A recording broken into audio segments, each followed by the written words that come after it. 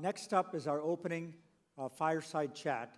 And who better to have than someone who's been on the Forbes Midas list, which lists all the top investors in the world. So many times, I don't even know how many times, but he's on the list. He's one of the most farsighted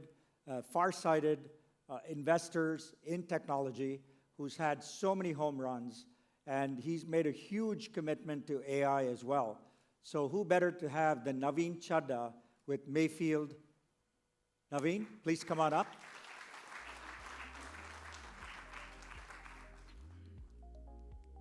Thank you. Welcome. Yeah, it's a pleasure and a delight to be here.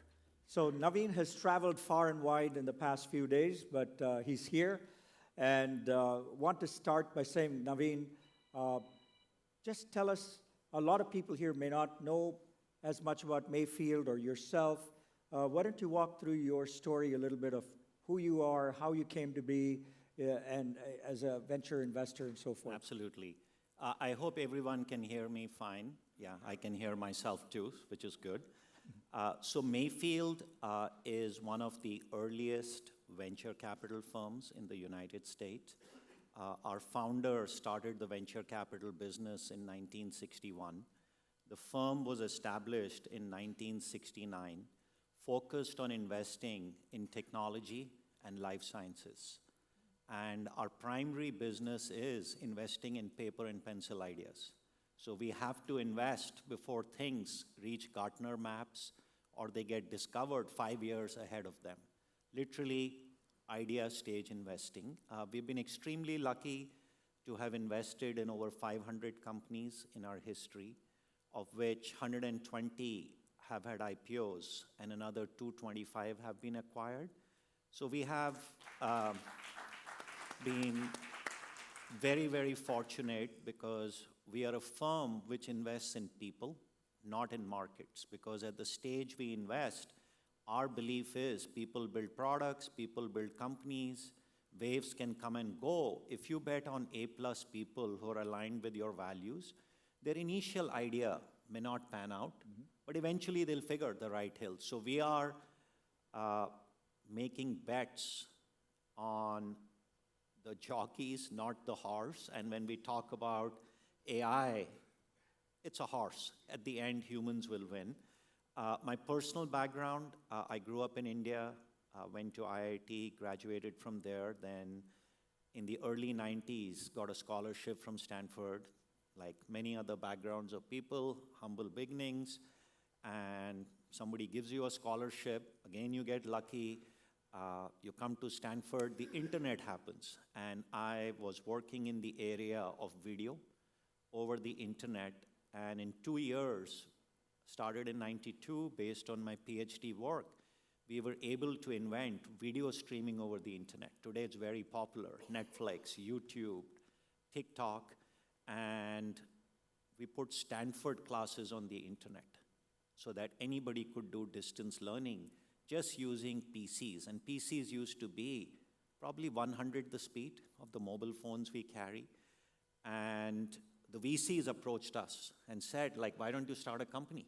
Because now you can enable internet video. So we took 6 months to think like an immigrant, never worked, don't have a visa. What does it mean? The 6 months actually were just convincing parents that I can drop out from my PhD program to go do a startup. Because in those days, nobody wants to work for small companies. They thought I'm crazy. And all my IIT friends who were doing PhDs also thought I was crazy, but you take the risk. So started my first company when I was 25. Very quickly, it got acquired by Microsoft to become Windows Media. It was used broadly. Once an entrepreneur, always an entrepreneur. Left Microsoft a couple of years later and got good friends with Satya. He and I were peers and have been close friends since then. Did a second company, which we took public. That got acquired. Then you say, this is too easy. I'm not even 30. So you do a third company, and then the dot-com crash happens. Luckily, we survived. And in 2003, I joined the venture capital business. to help other entrepreneurs. I was very lucky to go through 2 acquisitions and 1 IPO. So I said, I'm still an entrepreneur at heart, but why not diversify and work with many, many entrepreneurs? So I became the 3rd generation of leadership of Mayfield, have been managing the firm since 2008, have rebuilt the team, and I've been fortunate to have worked with over 60 entrepreneurs in my venture career, of whom 18 have gone on and built IPOable companies, and another 27 have been acquired. And since have less hair and white hair, have felt a lot of pain, have seen the growth cycle of the internet in the 90s as an entrepreneur, the dot-com crash, lull period, then you go through the hype cycle again of social, then market crashes, then iPhone happens, then that crashes, then you have clean tech, you know what happened to that, then we have cloud, right? Like then we had blockchain, and now we have AI. So I've just seen like too many cycles. And when we'll go through AI, I have personally never seen anything like this. And having worked with people like Bill Gates and other things in the 90s when I was at Microsoft, the scale here is nothing compared to what we have seen. And the possibilities are just endless when we go through it. And I'm happy to share why I think so. The scale is unimaginable, and I'll share some stats because it's better to share numbers than say the world is heading somewhere, right? So very excited to be here, very fortunate to have met people like you along the way who are doing so much benefit for the diaspora and the world, and I'm glad we are able to support your work in some way. Thank you. So thank you for everything you do. So before we move to AI, so your personal success, how many times have you been on the Forbes Midas list? Like 16 years since I saw Wow. So I don't want to jinx it, like 16 years In a row. in a row, and have been lucky that I don't think anybody else.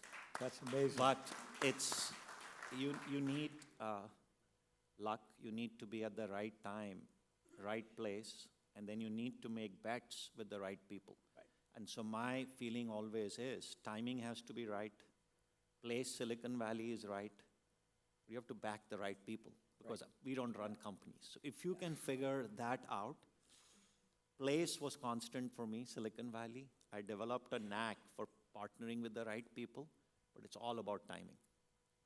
So if you time markets right, and we have to find them 5-6 years ahead of before they tip, and we go wrong more often than we go right. So it's a very, very humbling business, very, very humbling business, because it's impossible to predict what will happen. But if you partner with the right people, this magic happens. They'll figure out. Every big company I've been involved with, the initial idea never worked because it's so far ahead, but quickly they pivot and get to the right market opportunity. And that's why I tell entrepreneurs who are starting, when you're looking for an investor, if they ask you what's the market size of your problem, walk out of that meeting for your first money.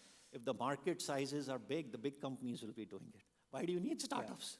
That's one question. The other question I tell people to walk out, if they say, is it a vitamin or a painkiller? Correct. That's the other question VCs ask you, walk out. Yep. Yeah. So anyway, coming to AI, you seem pretty bullish. I mean, like I've never seen you this bullish before, and I've known you for a long time, but this time you're saying scale, size, potential. What do you think gets you so excited, just as an overall market potential?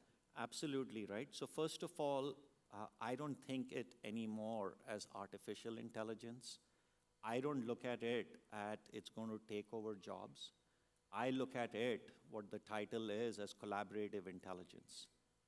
Machines and humans will work together to elevate humans to superhumans. They will help. Yes, already in factories and everything, automation has happened, efficiency has happened. But now, using AI and machines, they'll be able to do jobs we don't want to do, we can't do, or where there is shortage of talent. And this is a 100x force. Every technology revolution is a 10x advancement. And the reason this is a 100x force, first, machines understand our language. Since I've been born in the 70s, I've been understanding machine language. First you learn this programming, then that programming. Now you speak in your natural language and they do the work. It's a 10x disruption, conversational interfaces. And the second thing is now with the advent of compute, GPUs, the work NVIDIA and others have done, machines at very low cost are able to think, research, and take action. So our job as humanity is we cannot essentially get scared of this technology. We decide where it gets used. It's a tool, right? It's like nuclear energy. You use it for electricity, like you don't, some people are trying to send like missiles and other stuff, God bless them. So that's why I look at this as a 100x force. And my belief is humans should endorse it, humans should control it, and we'll be able to do things that weren't possible before. And we call AI as your teammate for a human. We look at them as digital companions, digital workers, who will work along with us to change the way we work, live, and play. They'll really help us augment our capability. They'll do mundane tasks so that we free up time to watch cricket matches. We can sleep at night, they wear pagers. Video cameras for security, billion events. AI will do it. So it will allow us to essentially get more work-life balance, do things we don't want to do. And then if you look at in the US, there are 30 million small companies. Globally, there are 100 million. They can't afford knowledge workers. So now you can have AI workers, which are a fraction of the cost, going after a market which could never afford human talent. So there's so much opportunity. Why just worry about they take over jobs? That's the silly companies are doing that. The smart entrepreneurs are going after unmet needs, blue ocean opportunities, right? And then some stats, right? Like basically knowledge workers spend on salaries, office, all the water we are consuming, beautiful buildings, is 30 to 40 trillion a year. Wow. Information technology is 3 trillion. Devices and telecom is another 3 trillion. So we are now playing in a market which is 10x of the information technology industry. And we know the market cap of the $3 trillion IT spent is around 300 trillion. It's 10x of the US economy. So even if 10% of the knowledge work, unfilled jobs, affordability, moves to this next 10 years, next 5 years, it's a 3 trillion opportunity. Same as the information technology industry. And that's massive. So rather than being scared, I always advise entrepreneurs to imagine things using this new tool you can do for humanity that wasn't possible before. Yeah, cost cutting, automation, like that we know. Now imagine, right? Like what can you do using this technology? And then I would say the scale is crazy, right? Like when PCs came, to get to 100 million PCs, like any guesses, how long did it take? 100 million PCs in the world, right? 25 years from when PCs started. Internet, the browser, to get to 100 million users, took 10 years. After the iPhone happened, Facebook took 5 years. Instagram, 2.5 years to get to 100 million users. TikTok, 1 year. ChatGPT, 2 months. 2 months. Why? Conversational interface. Timing is right. Reason timing is right is internet everybody has. Mobile phone everybody has. Now, 1000x people, they don't need to know software development. only 20 million people are Java developers. 7 billion people know how to speak. So machine understands that language. So this scale, I haven't seen. It's like 100x, 1000x, and when that happens, it's just transformational, right? Like, so that's what I'm excited about. And then with age and wisdom, you realize that, it's like wine. So the vintage of a early, mid-90s entrepreneur, having seen so many cycles, venture capital and entrepreneurship is a picking business. So you use all your knowledge and apply it to this. And as you know, in venture capital, most of the people haven't even seen one down cycle. They just saw in 2022. Right. There are people like you and me sitting who have seen 5 bull markets, 5 down markets. So it's like wine, it's your time.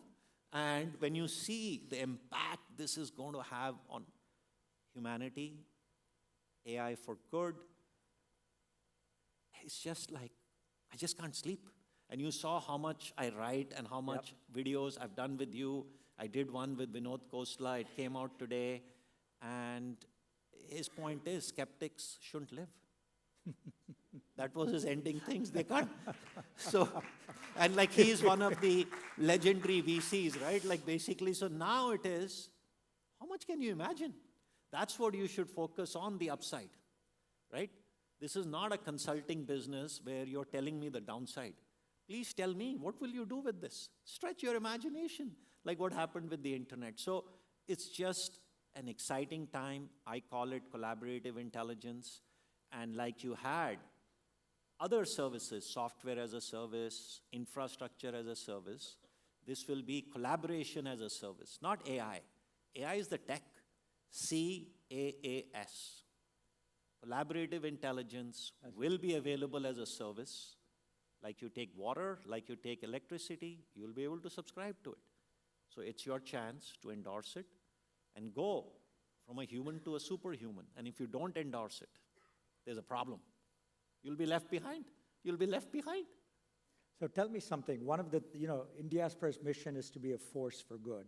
Yes. This whole summit, you'll see a lot of parts of this summit is AI for good. So how do you envision that working with Absolutely. guardrails, privacy, security? So what is your take on that part? Yeah, so I'll come to that, right? Let's talk about the upside first. So the upside first, you're And then calling I'll it- talk about how do we put the guardrails and everything, right? So collaboration. Talk more. So let's just look at AI, But yeah, right? go ahead. Today, there is a huge divide in the world. There are very few people who control the economy. Let's look at education. They can afford personal tutors for their kids. How many people in the world can afford that? 1%, 2%, 3%? Sal Khan, dear friend, is going to make tutoring available for free. So now, all kids in the world, forget about them, uneducated people, will converse in their natural language and get educated, right? AI for good. Let's look at healthcare. You don't need to go now in rural areas. Let's look at India, 1.3 billion people, 300 million are in the cities. We know like what healthcare is, affordability, 1 billion people are in rural areas. Now they have a phone. Think, what healthcare services can you provide them, right? Yeah. Which is, so education, healthcare, you will be able to do things 100x to 1000x for the world that wasn't possible before, right? But now you have to be careful. How do you put guardrails on this technology? And humans are very smart. They're not dinosaurs, right? At the end, if somebody comes and says, use AI, you have to write the check. If you're too afraid of ChatGPT, don't pay them. Right? If you're too afraid of AI coming into your enterprise, don't pay it. So you have to decide as a human, what do you use this technology for? And my advice to entrepreneurs always is, keep human in mind, keep privacy in mind, keep data regulations in mind, keep AI governance in mind. So build a responsible AI company. And then, if there is government regulation and stuff, endorse it. Why are we fighting it? Right? So, with sovereign AI, data standards, just endorse it. It's okay. And my belief is every country in the world will have its own AI data centers, will have local AI clouds. Having been in the business for so long, the example I would give is every country has its own telecom company. There is no US company which owns the global market. And most of these were started by government. You go to England, it's called British Telecom. It's not a private company. You go to Germany, it's what's called Deutsche Telekom, France Telecom, Telenor, Telia, right? And even the US wasn't private companies, they were regional Bell operating companies. So that's what is going to happen. The public sector will have to have the responsibility to set guardrails and make sure the data needs are there. So recently, I happened to learn from somebody who's a dear friend of what President Modi told him, right? Like, I don't know how much I couldn't attend Monday, Tuesday. He said, why would I let my data of my country go outside to create AI?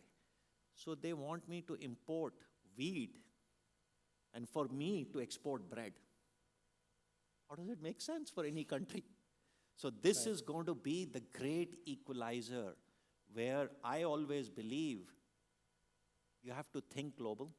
Technologies can come from anywhere, but act local. So this is going to be a great equalizer where every country, if public and private sector companies there collaborate, you will be able to do things where everybody rises, right? Everybody rises, and using this technology, why should a farmer earn, I don't know, depending upon the country, a few dollars a day, and a surgeon basically make $200,000 a day? This is going to be the great equalizer. What can you imagine? Because now you're going to have digital companions. You want to be a radiologist? This tool will do 80% of the work. Education will be available. Healthcare will be available. So I think this is the great equalizer for humanity. First time, I talk in my natural language. I need domain expertise. I'll be able to do things. So endorse this technology. So now there's so many buzzwords: agents, teammates, co-pilots. Let's cut through that. So is collaborative an assimilation of all that? Absolutely, right? Like collaboration, I would say, is you can have a co-pilot where every software application will have a conversational interface to interact with it. It's just a UI. Agents, like how many people like agents, or even the term agents, right? Like it reminds me of like the customer support agent, right? So the reason I call it teammates is, man, at least treat that with respect.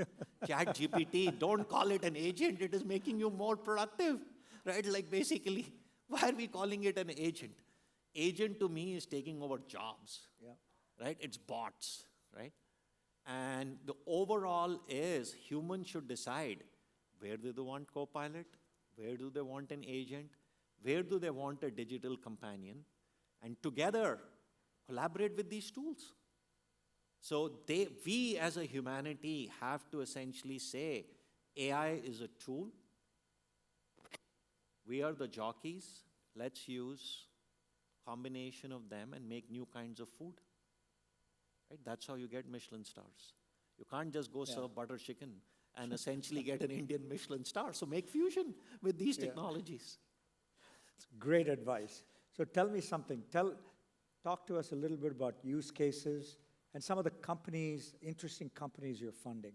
So it gives people a flavor for what are good use cases and some of the investments. So I think our belief is the opportunities are everywhere in the technology stack. To do AI, first and foremost, you need semiconductors.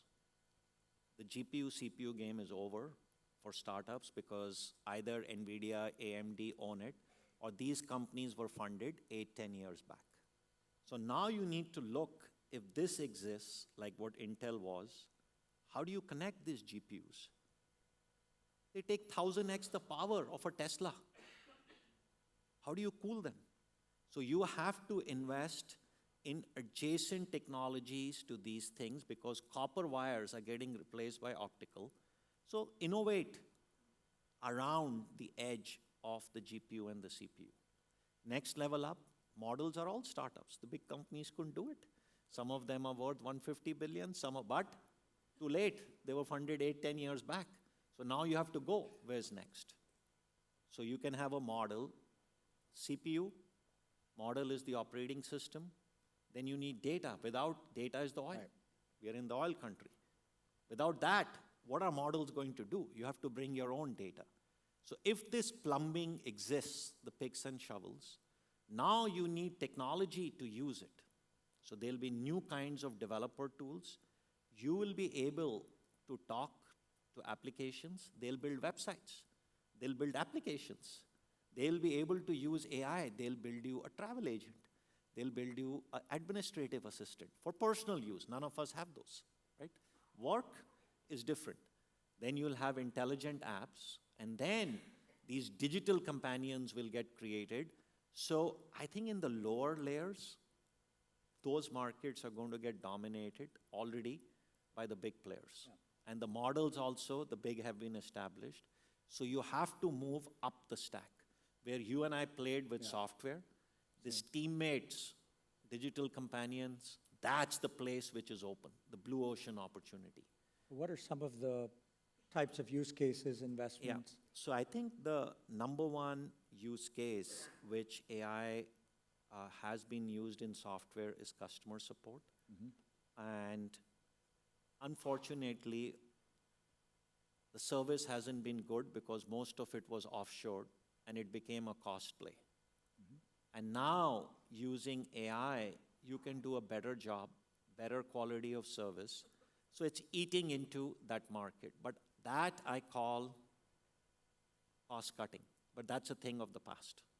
So there's a lot of customer support companies which got funded 5, 7 years back. That's going to happen. Short-term pain, jobs will be taken primarily from offshore locations. It'll become near shore. Now let's talk about new things. There are 20 million developers or people who can build stuff. Now I think there'll be 7 billion of them. So market is going to be 100x now. How? You have GitHub Copilot, you have Codium, you have Foobar. So essentially, now you have a software engineer buddy. I just say, I want to do this. Software engineer, which is AI, a digital worker creates it. So now, the market expanded 100x, right?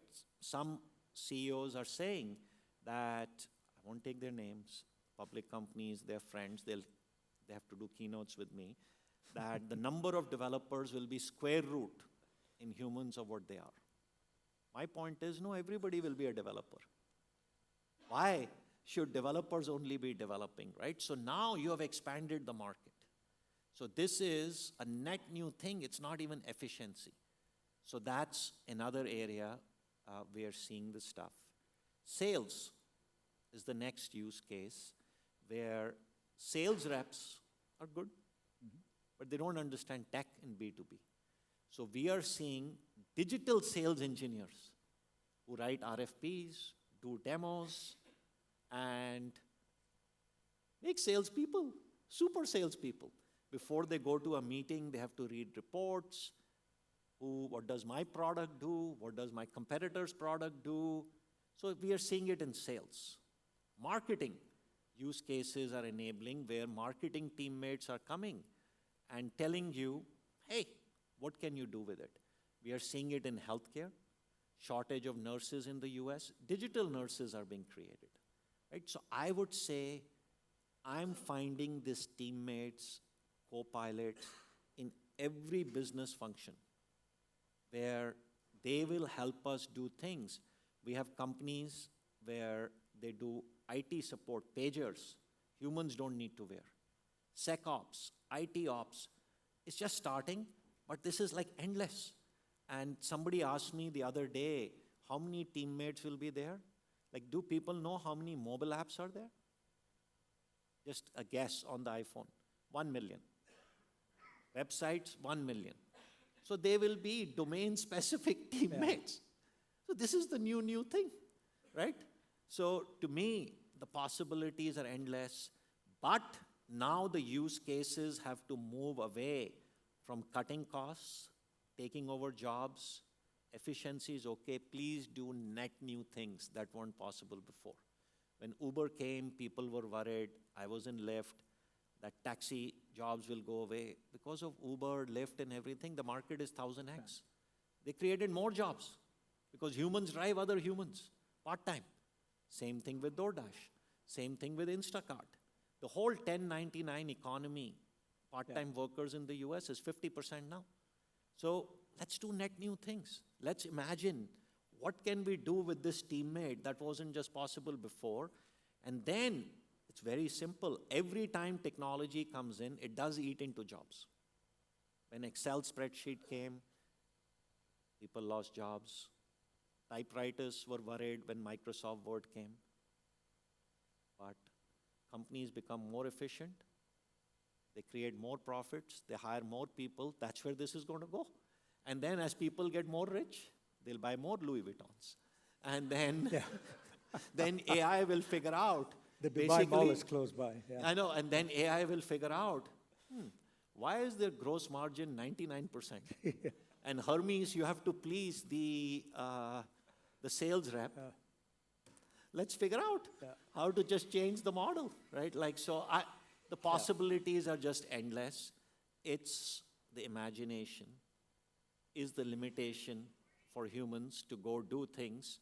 And so I'm like very, very bullish. And at this age, to be imagining and dreaming things every day, I'm hearing 10 new ideas which are not cost cutting, and I'm going like, wow, right? Like, wow, now this can happen. You see what I'm saying? Yeah. And it's just across the board. One last question before we wrap up. Advice to founders. You've worked with so many founders, so many entrepreneurs. Just give us a 30-second piece of advice for people who are So here. rapid fire, right? Like rapid fire.